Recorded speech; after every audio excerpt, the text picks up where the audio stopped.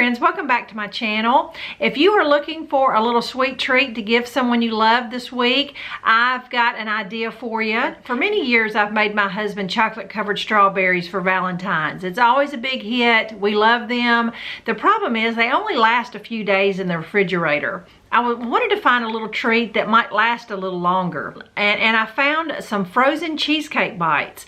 The recipe I found is actually a combination of two recipes. It only has 5 ingredients, and you just mix it up in one big bowl, and they're super easy to make. So let's go to the kitchen and let me show you the supplies you need. All right, here are the 5 ingredients you're gonna need: cream cheese, Cool Whip, sugar, freeze-dried strawberries, and graham crackers. Now, some of you may never have seen or bought freeze-dried fruit before, and let me tell you, they're a whole lot cheaper and a whole lot easier to find than I had anticipated.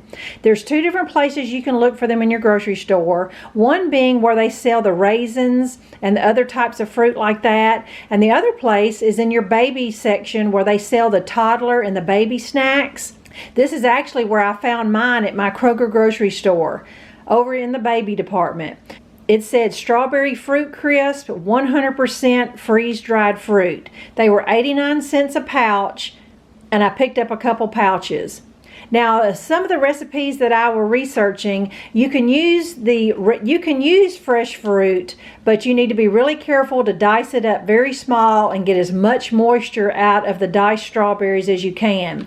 But if you can find the freeze-dried strawberries, you will get a better result, and it'll be a whole lot easier. So I'm going to get a bowl and mix up these first 4 ingredients. I will have the full recipe down below in the description box, but for today I'm only going to make half of the recipe, so then you can decide which amount suits your needs. 1 block of softened cream cheese, 1 cup of Cool Whip.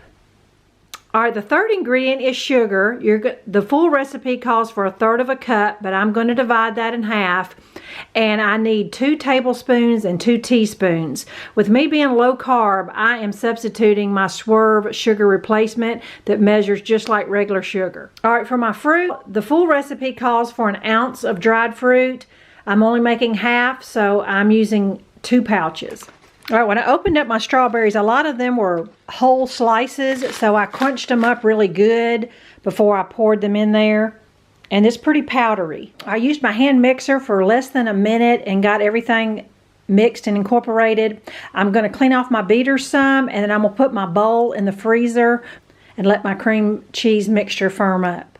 I also cleaned around the sides of my bowl and kind of smoothed it out before I stuck it in the freezer.